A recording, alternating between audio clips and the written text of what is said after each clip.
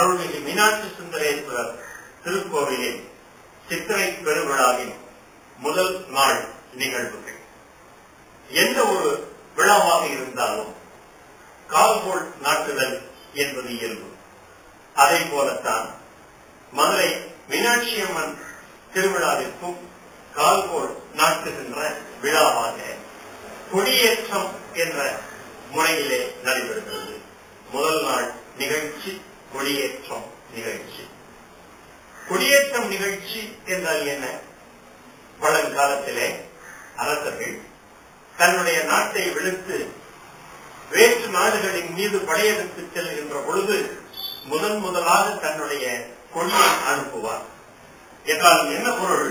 கொடி தன்னுடைய அரண்மனையை விட்டு கிளம்புகிறது என்று சொன்னால் அன்று தொடங்கி மீண்டும் தன்னுடைய இருப்பிடம் வந்து சேருகின்ற வரை எல்லாவித செயல்களும் நல்லபடியாக முடிந்து வெற்றி வாகை சூடி வர வேண்டும் என்ற அடிப்படையிலேதான் இந்த திருவிழா 10 நாட்கள் நடைபெறுகின்ற இந்த திருவிழா கொடியேற்ற நிகழ்ச்சியோடு தொடங்குகின்றது. மதுரை மீனாட்சி அம்மன் கோவிலிலே 2 கருவறைகள் உண்டு. ஒன்று அங்கேற்கண்ணியா மீனாட்சி அம்மைக்கு, மற்றொன்று சொக்கநாதராம் சோமசுந்தர கடவுளுக்கு. சோமசுந்தர பெருமான் கருவறைக்கு முன்னர் கம்பத்தடி மண்டபம் என்று உண்டு. இந்த கம்பத்தடி மண்டபத்தில் தான் நந்தியம் பெருமான் எழுந்தருளி இருக்கிறார். அந்த நந்தியம் பெருமானுக்கு முன்னர் பலிபீடமும் அதற்கும் முன்னர் ஒரு கொடிக்கம்பமும் இருக்கும். கொடிக்கம்பம் என்பது ஒரு கோவிலில் மிக ஒரு முக்கியமான பகுதியாகும். கோவிலுக்கு சென்று வழிபட்டு வரக்கூடிய அன்பர்கள் எல்லாம் கோவிலை விட்டு வெளியேறுகின்ற பொழுது கொடிக்கம்பத்தின் முன்னர் கீழே விழுந்து அஸ்தாங்கமாகவோ சாஸ்தாங்கமாகவோ பஞ்சாங்கமாகவோ வழிபாடு செய்தல் என்பது மரபாக கருதப்படுகின்றது. அந்த கொடிக்கம்பத்தில் தான் கொடியேற்ற நிகழ்ச்சி முதல் நாள் நிகழ்வாக இந்த பெருவிழா தொடங்குவதன் அடையாளமாக நடத்தப்பெறுகிறது. நந்தி கொடியை ஏற்றுவதுதான் கொடியேற்ற நிகழ்ச்சி. நந்தி என்பது யார் என்றால் சோமசுந்தர பெருமானின் எல்லாம் வல்ல சர்வேஸ்வரனாகிய சிவபெருமானின் வாகனம். காளை வாகனம், எருது வாகனம். காளை ஏறி எருது ஏறி என்று இந்த சிவபெருமானை சொல்லுவது நம்முடைய சைவ சமயத்தினுடைய மரபுதானே. அந்த காளையினுடைய கொடியை இந்த விழாவின் தொடக்கமாக ஏற்றுகின்ற நிகழ்ச்சி தான் முதல் நாள் நிகழ்ச்சி. அனைத்து சிவாச்சாரிய பெருமக்களும் மற்ற ஆன்மீக அன்பர்களும் இந்த திருக்கோவிலை சிறப்பாக நடத்தி வரக்கூடிய அறங்காவலர்களும் மொத்தமாக இருந்து இந்த நிகழ்ச்சியை நடத்துகின்றார்கள். இந்த நிகழ்ச்சியின் தொடக்கமாக பல்வேறு விதமான வேள்விகள் எல்லாம் நடத்த பெற்று அந்த வேள்வியிலே வைக்கப்பட்டிருக்கக்கூடிய அந்த குடங்களிலே உள்ள அந்த புனித நீரை இந்த கொடிக்கம்பத்திலே மேல் இருந்து கீழே தெளிக்கின்ற அந்த நிகழ்ச்சியோடு தொடங்கும். அது மட்டுமல்லாமல் இந்த கொடியானது இங்கே கீழே இருந்து அங்கே மேலே ஏற்றப்படும். வெளியே இருந்து பார்ப்பவர்களுக்கு இந்த கொடிக்கம்பத்தின் உச்சியிலே இந்த திருவிழா தொடங்கியதன் அடையாளமாக இந்த கொடி பறந்து கொண்டிருப்பதை காணலாம். எப்பொழுது இந்த கொடி கீழே இறக்கப்படும் தெரியுமா? 10 நாட்கள் திருவிழாக்கள் முடிந்த அந்த நிலையிலேதான் இந்த கொடியானது கீழே இறக்கப்பெறும் என்றால் இன்னொரு பொருள் உண்டு. என்ன பொருள் தெரியுமா? இந்த வளாகத்திலே, இந்த பகுதியிலே, இந்த ஊரிலே இருக்கக்கூடிய மக்கள் அனைவரும் நாங்கள் இருக்கக்கூடிய ஊரிலே ஒரு திருவிழா தொடங்கிவிட்டது, இனிமே எங்களுடைய கவனமெல்லாம் இந்த திருவிழாவை மிகச்சிறப்பாக நடத்தி முடிக்க வேண்டும் என்பதுதான் என்ற எண்ணம் அவருடைய மனதிலே வரும். அது மட்டுமல்லாமல் இந்த திருவிழா முடிகின்ற வரை இந்த இடத்தை விட்டு, இந்த ஊரை விட்டு வேறு இடங்களுக்கு செல்லாமல் இருக்கின்ற ஒரு மரபையும் அக்காலம் முதல் இக்காலம் வரை இங்கே இருக்கக்கூடிய மக்கள் எல்லாம் பின்பற்றி வருகிறார்கள் என்று சொன்னால் இந்த கோவிலோடு இங்கே இருக்கக்கூடிய மக்கள் எந்த அளவுக்கு ஒன்றி இருக்கிறார்கள். இந்த கோவிலிலே நடைபெறக்கூடிய இந்த பெருவிழா தன்னுடைய வீட்டிலே நடைபெறக்கூடிய ஒரு விழா போல நினைக்கக்கூடிய ஒவ்வொருவருடைய மனநிலையையும் காட்டுவதுதான் இந்த கொடியேற்றம் என்ற இந்த விழா.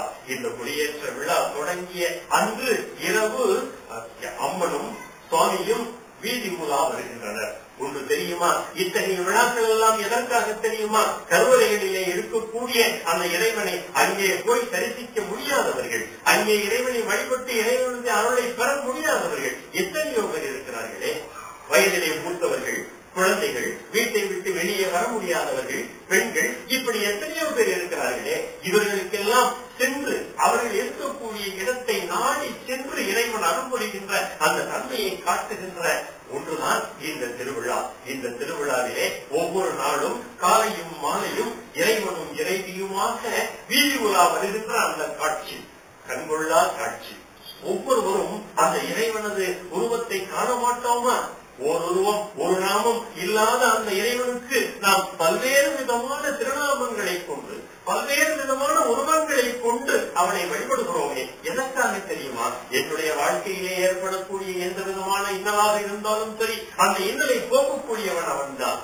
அந்த இறைவனை நான் என்னுடைய மனதுக்குள்ளே பார்க்கிறேன். அந்த இறைவனை என்னுடைய வீட்டிற்குள்ளே நான் வைத்துக் கொள்ள விரும்புகிறேன். அந்த இறைவன் தான் என்னுடைய வாழ்க்கையை உயர்த்துவதற்கு எல்லா விதமான உதவிகளையும் செய்யக்கூடியவன் என்று இங்கே இருக்கக்கூடிய ஒவ்வொருவரும் நினைக்கின்ற காரணத்தினாலேதான் இந்த திருவிழாவில் கொடியேற்ற நாள் முதல் ஒவ்வொரு நாளையும் ஒவ்வொருவரும் மிகுந்த ஆவலோடு எதிர்பார்த்துக் கொண்டிருக்கிறார்கள். காலையிலே இந்த கொடியேற்ற நிகழ்ச்சி முடிவு பெற்ற உடனேயே மாலையிலே மாற்று வீதிகளிலே எல்லா வீதிகளிலுமாக இறைவனும் இறைவியும் உலா வருகின்ற அந்த காட்சி கண்கொள்ளா காட்சி.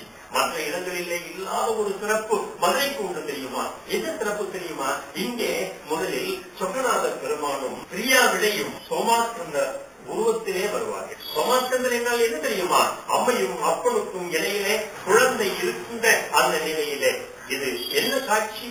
போக காட்சி. போக காட்சி என்றால் என்ன? மகிழ்ச்சியாக இருக்கக்கூடிய காட்சி.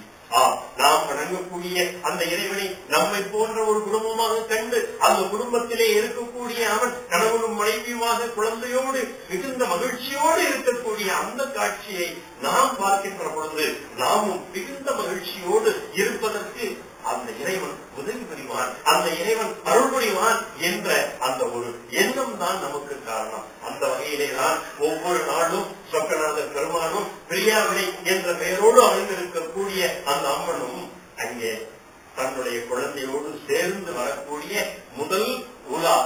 அதன் பின்னர் மதுரையை ஆட்சி விழுந்து கொண்டிருக்கக்கூடிய மீனாட்சி அம்மை, மதுரையின் மக்கள் மனம் கவர்ந்திருக்கக்கூடிய இந்த அங்கையற்கண்ணி அம்மை தனியாக மிகுந்த ஒரு கம்பீரமாக வருகின்ற அந்த காட்சி.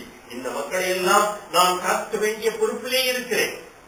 இவர்கள் எல்லாம் என்னை நம்பி இருக்கின்ற காரணத்தினாலே இவர்களுக்கு ஏற்படக்கூடிய எந்த விதமாக இன்னலாக இருந்தாலும் அந்த இன்னல்களை எல்லாம் தீர்க்கக்கூடிய கடமை எனக்கு இருக்கிறது என்று ஒரு தாய் நினைப்பது போல இந்த அம்மா, இந்த தாய், இந்த மீனாட்சி நினைத்து வருகின்ற அந்த நிலையை தான் இந்த ஒவ்வொரு நாளும் இந்த வீதிகளா வருகின்ற பொழுது இங்கே இருக்கக்கூடிய மக்கள் எல்லாம்